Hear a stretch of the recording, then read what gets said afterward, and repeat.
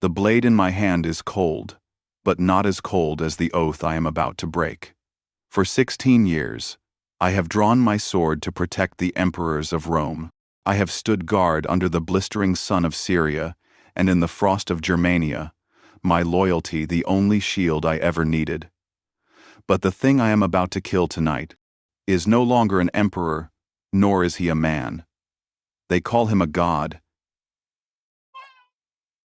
Only 4 years ago, I wept when I saw him enter Rome. Not the tears of a weak old soldier, but tears of hope. Gaius Caligula, son of the great Germanicus, returned to the roar of a million voices. From my honor guard position, I saw rose and violet petals rain from the windows, blanketing the cobblestones in a royal carpet. Veterans, men with faces hardened by war, wept openly. They saw in Gaius the image of his heroic father, the promise of a Rome restored to glory after the paranoid, cruel years of Tiberius. I had seen that boy grow up in the military camps, the tiny military sandals that gave him his nickname Caligula, Little Boot, on his small feet. We adored him, a child who could recite the names of fallen heroes, who listened wide-eyed to stories of battles. I swore an oath to protect that child, and later that emperor, with my life. Now, standing in this damp, subterranean corridor, I realize that oath has long since rotted away. I am no longer protecting Rome from its enemies. I am protecting a monster who has turned Rome itself into his personal brothel. The transformation began subtly. In his first months, he was everything we had hoped for, pardoning political prisoners, granting generous bonuses to the army. Rome exhaled in relief. But then, the dreams began. He started telling his inner circle of nightly conversations with Jupiter and Venus, not as a mortal seeking favor, but as one god speaking to another. I began to notice it while standing guard outside his private feasts. At first, it was just laughter that was too loud, music that was too jarring. But then, during the Lupercalia, our ancient festival of purification and fertility, everything changed. My men and I were ordered to guard the doors to the temple chambers beneath the Palladium. We were not to enter, but we could hear. The sacred chants were distorted into moans, the crack of the ceremonial whip no longer cleansing, but punishing. The heavy scent of frankincense mixed with the stench of spilled wine, sweat, and something else. The smell of fear. When the senators and generals emerged, their faces were ashen in the torchlight. They would not meet our eyes. Men who had commanded legions, who had shaped the laws of the empire, now shuffled like beaten slaves, their clothes disheveled, their eyes empty. What had they seen down there? What had Caligula done to them? I did not sleep that night. My oath began to show its first cracks. The madness escalated with his claims of divinity. He didn't just call himself a god. He began to live like one beyond all human law. And at the center of this blasphemy were his sisters, especially Drusilla. I saw the way he looked at her. It was not brotherly affection. It was possession. He paraded her before us, calling her his divine consort, a living goddess. We, soldiers taught of honor and the sanctity of family, had to bow before incest cloaked in the mantle of religion. And then Drusilla died. Her death did not bring Caligula to his senses. It plunged him into an even darker abyss. Rome was forced into mourning as if a true deity had passed. Business was suspended. All laughter was forbidden. To mourn, Drusilla was not a choice, it was a command, and the penalty for failing to show sufficient grief was death. But the worst was yet to come. He built temples to her and began conducting private rituals to commune with her spirit. One night, I was tasked to guard the corridor leading to Drusilla's private shrine within the palace. Caligula had summoned the elderly, respected Senator Junior Silenus. Hours later, Silenus emerged, shaking uncontrollably, his face a mask of unspeakable horror. He collapsed before me, sobs catching in his throat.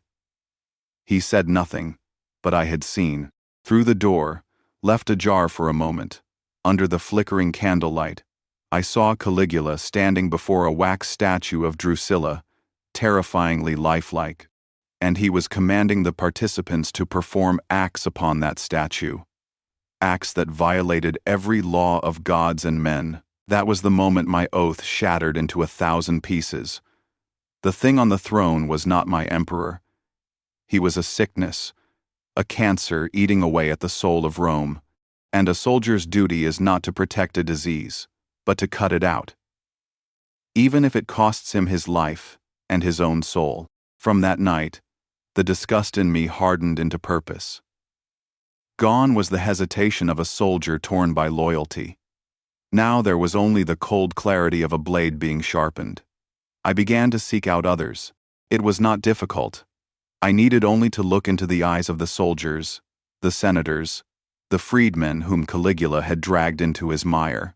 Revulsion is a universal language. We met in shadows.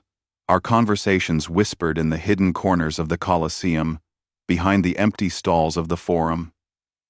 This was a conspiracy born not of ambition, but of shared revulsion. None of us sought power. We sought a cleansing. Every assenting nod was a death sentence if we failed. But life under Caligula was worse than death. It was a stained existence, where honor was a hollow word, and the gods were excuses for depravity. We chose our day. January 24th, during the final days of the Ludi Palatini, the games held in honor of the divine Augustus. The irony gave me a grim satisfaction. He would die during a festival celebrating an emperor he had tried to emulate and then defiled. That day, the air in the palace was thick with unspoken words. Every glance between the conspirators held a novel of fear and resolve. Caligula had just returned from a private performance, another rite to honor his goddess, Drusilla. He was in good spirits, morbidly cheerful. He paused to speak with a troupe of young actors, and that was our moment. We steered him into a narrow, subterranean corridor, a vaulted passage the staff used to avoid the crowds.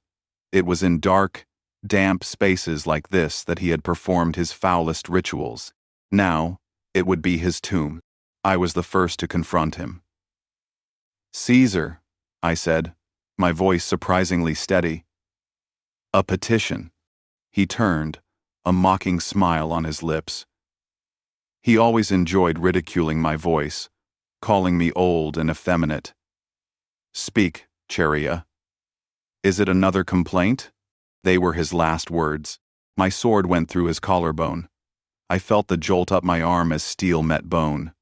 His smile froze into a look of astonishment, then contorted into a snarl of betrayed fury. He couldn't believe it.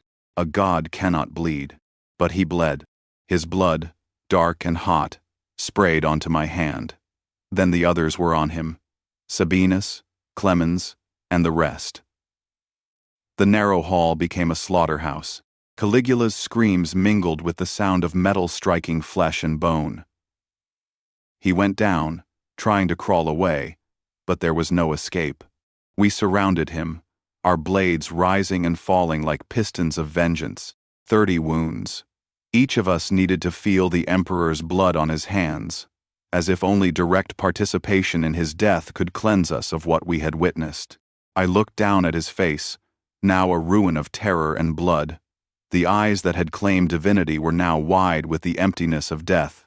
The monster was slain. The silence that followed was more deafening than the screams.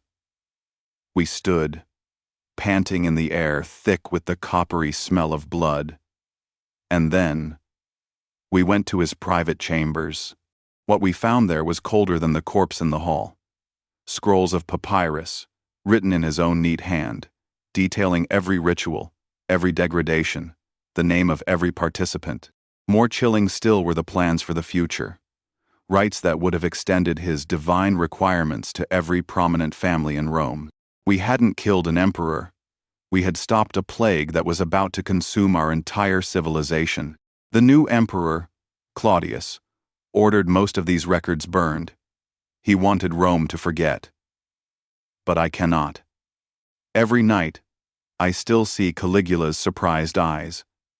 I still feel his blood on my hands. We killed a man to save an idea. But can Rome ever truly be cleansed of the venom he injected into its veins? I do not have the answer.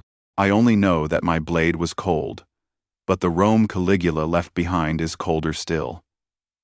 And in the silence of the long nights, I wonder if we killed the monster, or simply taught it to hide deeper in the shadows.